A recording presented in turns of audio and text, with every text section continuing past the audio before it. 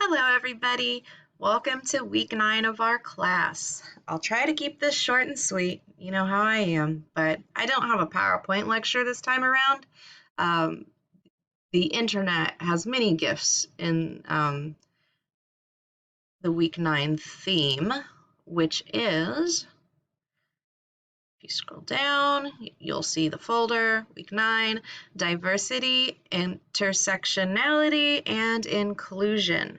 The first thing I want to say about this is that I hate that I just have a week for this because I don't want anyone to think that they only have to think about it this week. It's one of those things where everything should change once you start thinking about these things, and it should be just woven into the fabric of your identity as a teacher, as a parent, as a colleague. So yeah, I don't love that I have it kind of pulled out as its own thing for a specific week. But I I don't know a better way to do it right now. I'm going to keep reflecting on that. But yeah, I hope you enjoy this unit. I think it's a lot of fun, and it makes you think, and it makes you reflect. So yeah, I hope it sparks a lot of good conversations among us at home with your families. I'm going to click on the link. I'm going to save the graded activity for last and just move through the rest of this folder. So we have your textbook readings for the week. The textbooks don't have a lot to offer on this topic, which is a bit of a bummer, but I'm really not that worried about it because, again, the internet, social media, that's where all the exciting work is happening in these areas. For example, just last week, NC State had a workshop on diversity and inclusion in early education, and I got a link to it. I don't know how long it's going to stay up, so I'll keep monitoring that. It's an hour long, but don't let that intimidate you.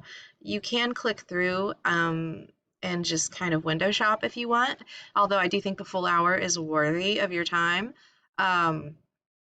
The first part of it is a very traditional lecture, but with lots of practical stuff in it too. And then once you get about halfway, see, look at this, additional strategies, very specific stuff. And then we get into some videos and multimedia sharing. And then towards the end, this is my favorite part, there are, she calls them vignettes, but they're scenarios. They're like problem-based learning scenarios. I love this way of thinking because you take all the theoretical and academic knowledge you have and then your real life experience and put it all together and solve a real life problem or a hypothetical problem. So, big fan of that. I've got some fun links. I invite you to explore them. If you have a Netflix account, you can watch this amazing content, but even if you don't have an account, there's stuff to look at. There are resources available that are free.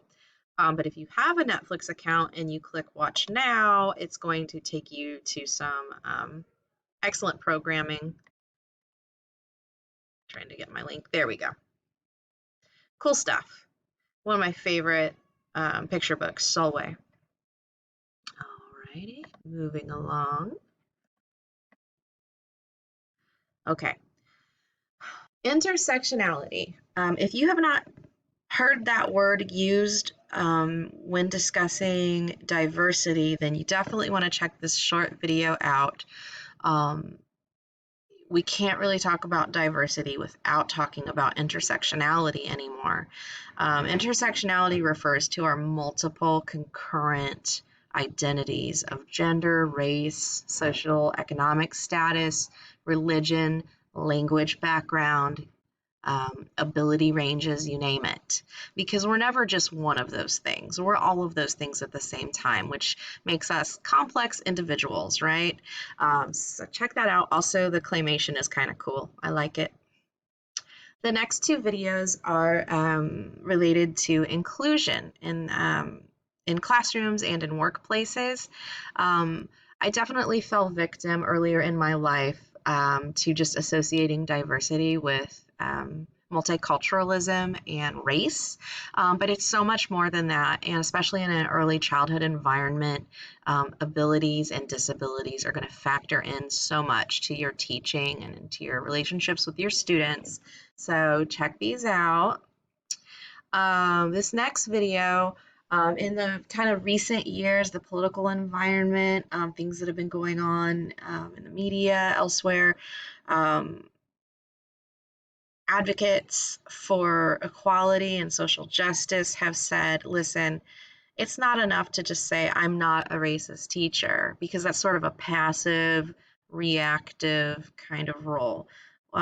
We want to be proactively anti-racist educators. And that phrase has an edginess to it, but I want you to sit with that and watch this video and hear what she has to say, because there's nothing in it that is radical. It is all just obviously the right way to be a good human and a good educator. So check it out. And then the last two videos are about gender. And in particular, the TED Talk is fascinating. What kindergartners taught me about gender. So I encourage you to check all of that out. And last but definitely not least, our graded activity for the week. Our amazing librarian, Lauren, did it again. She made an awesome interactive tutorial for looking up diverse children's books and other things related to this week's theme. And so this is really a game of reading carefully and following instructions. If you do that, you'll be fine. I'm going to click on it right now, and it's going to take you to a home page, and you just need to read it carefully and follow the instructions. Just click Let's Dive In when you're ready, and then you'll be presented with a series of slides or web pages, and usually you'll have some media to watch, and then along the left, questions to answer. So make sure you complete this in one sitting, because I don't think it saves your progress. So make sure you carve out at least 30 minutes to sit down and complete this activity. There is a point at which you will be asked to give your name and your email. Please do that, because that's how I will know who completed what of this tutorial. It gets kicked back to me as an email with all your responses. But if you don't put your name, I won't know who you are. So again, read carefully, follow instructions. It should be a fun activity, just a change of pace, you know. That's it. That's week 9 in a nutshell. I'm super sad that we don't have a seated class, because this is the kind of stuff that we could just sit in a circle and talk and listen and reflect together. But this is what we'll do instead in our online environment. You know, I'm always available to talk if you need me. I hope you have a wonderful rest of your day. Bye.